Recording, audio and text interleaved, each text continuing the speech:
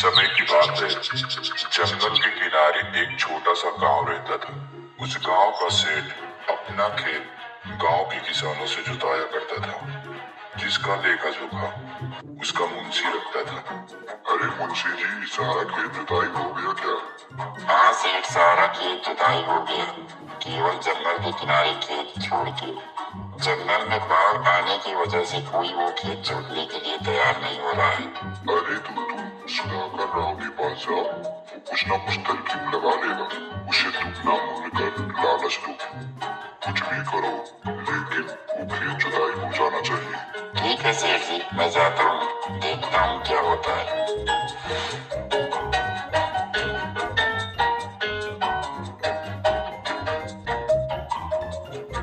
अरे कोई घर पे है? सुधाकर राव, बाहर तो आओ। अरे कौन है भाई इतना सुबेरे सुबेरे? अरे मुंशी जी, आप आज इधर कैसे आना हुआ? अरे सुधाकर राव, जंगल के किनारे वाला खेत जोतना था, क्या तुम जोतोगे? उसके लिए सेठ ने दुगने मूल्य देने के लिए भी कहा है। अरे भला पैसों के लिए कोई अपना जान थोड़ी देगा भाई। हम तो नहीं जोत पाएंगे भाई। बहुत बड़ा आस लगा के आए थे, लेकिन आपने तो साफ इनकार कर दिया। अब क्या करें, कोई उपाय ही भी नहीं है। अरे मुंशी जी, जब जान रहेगी तो पैसा रहेगा ना। अरे मुंशी चाचा, आप क्या हुआ, कोई बात है क्या? हाँ संधू, बात तो था, लेकिन आपके पिता ने तो साफ इनकार कर दिया। वही जंगल के किनारे वाला खेत जोतना था। ठीक है, हम जोतने के लिए तो तैयार हैं, लेकिन आपको एक काम करना पड़ेगा। खेत में एक बिजड़े रखवा दीजिए, बाकी हम देख लेंगे। अरे तू पागल तो नहीं हो गया है? वहाँ पे बाघ आता है, बाघ, वो तुझे खा जाएगा। पता है पिताश्री, उसका चिंता आप मत करो, मैं देख लूंगा। मेरे पास उपाय है। दूसरे दिन शंभू सुबह होते ही अपने बैलों के साथ खेत जोतने के लिए जंगल की तरफ निकल पड़ता है। आखिरकार कुछ समय बाद वो खेत में पहुंच जाता है। शंभू देखता है कि खेतों में एक बिजड़े की व्यवस्था मुंशी ने पहले से कर दिया था। शंभू खेत जोतना शुरू कर देता है।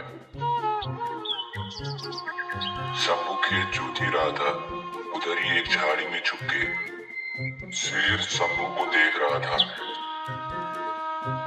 कुछ समय पश्चात काफी थक जाता है और वो सोचता है कि थोड़ा आराम कर लेता हूँ, उसके बाद फिर से खेत जोतता हूँ। शंभू एक पेड़ के नीचे बैठ के आराम करने लगता है। तभी वह शेर झाड़ियों में से निकल के उसके बैल के पास आ जाता है। उसके बैल से पूछता है शेर, अरे वो बैल, तुम लोग इतने हट्टे कट्टे हो और इस मनुष्य से कद भी तुम्हारा बड़ा है, फिर भी इसका गुलामी करते हो, ऐसा क्यों है? शेर भाई, उस मनुष्य के पास बुद्धि है जो उस बुद्धि से कुछ भी करवा सकता है। अच्छा, ये बुद्धि क्या बना होती है? अरे बताओगे? ये तो हाँ, उस पेड़ के पीछे हमारा मालिक बैठा है, उसी से जाके पूछ लो। ठीक है, ये अच्छा उपाय, मैं भी जाता हूँ। हे मनुष्य, तुम अपना बुद्धि मुझे दिखाओ। ये बुद्धि क्या बना होती मैं देखना चाहता हूँ। अरे यहाँ तो शेर सच में आ गया। अब मैं क्या करूँ? पिछड़े तो इसकी तरफ है, अगर मैं पिछड़े में जाऊंगा तो ये तो मुझे मार डालेगा। अब मैं क्या करूँ? और ये क्या पूछ रहा है, बुद्धि क्या भला होती है? अरे क्या हुआ, किस सोच में पड़ गए? बुद्धि दिखाओ अपना जल्दी, वरना मैं तुम्हें खा जाऊंगा। अरे अब हम क्या बताएं इसको कि मुझे उस पिछड़े में जाके बंद होना था, वो तो मैं कर नहीं सका।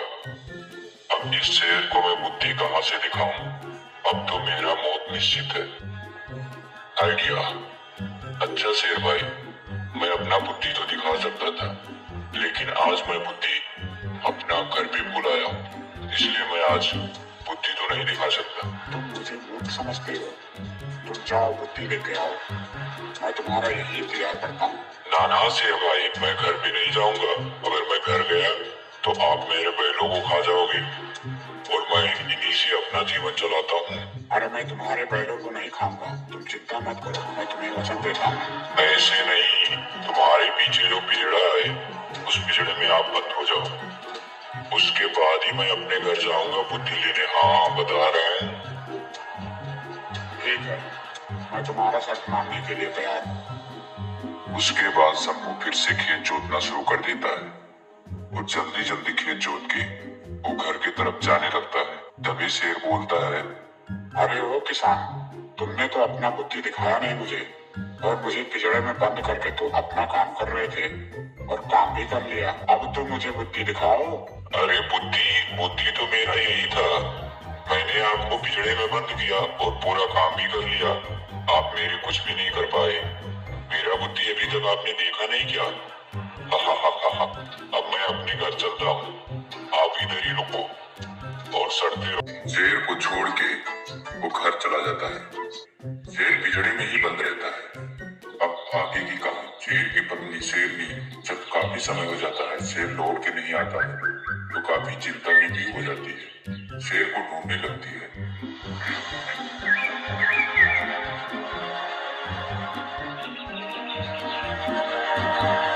और वो ढूंढते ढूंढते शेर के पास पहुंच जाती है और वो शेर को पिंजड़े से बाहर निकालती है। वो दोनों अपने घर जंगल में चले जाते हैं। शेर अपने बच्चे को सिखाता है कि कभी भी मनुष्य से पंगा मत लेना।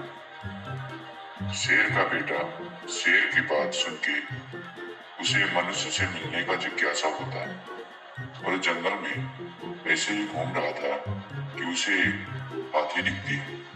वो सोचने लगता है, जरूर यही मनुष्य होगा, इसका कद देखो कितना बड़ा है, यही मनुष्य होगा, मुझे इससे जाके मिलना होगा। हाथी के पास जाके हाथी से पूछता है, क्या तुम मनुष्य हो?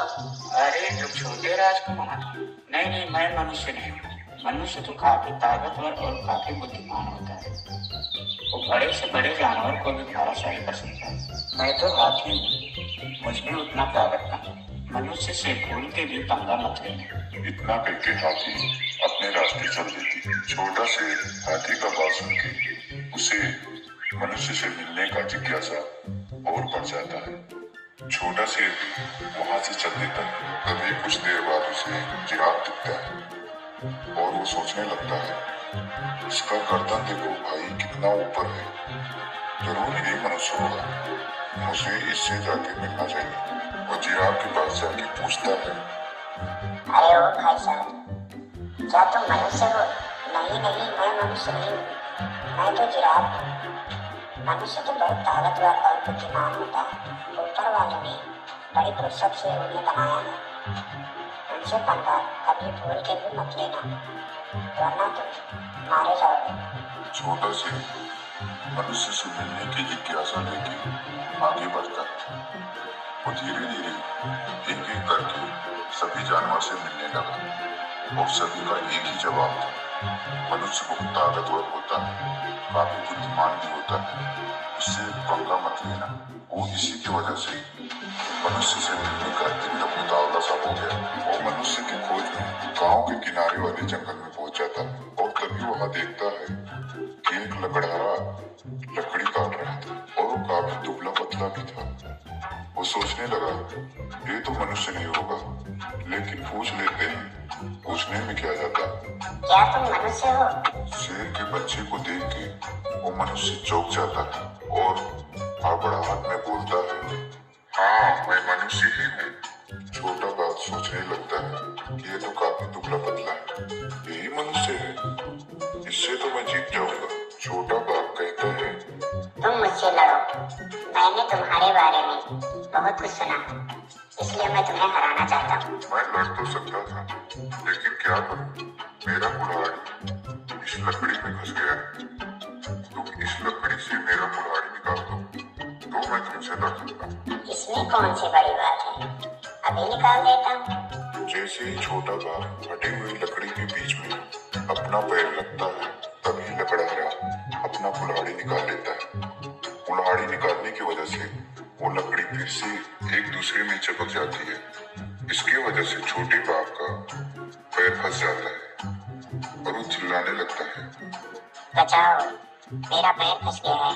लकड़ी लकड़ारा कहता है, मैं बचाऊंगा, लेकिन तुम मुझसे वादा करो कि वापस फिर इस जंगल में कभी नहीं आओगे। हाँ ठीक है भाई, पहले पैर निकालो। मैं यहाँ से चला जाऊंगा और कभी वापस नहीं आऊंगा। पैर निकलते ही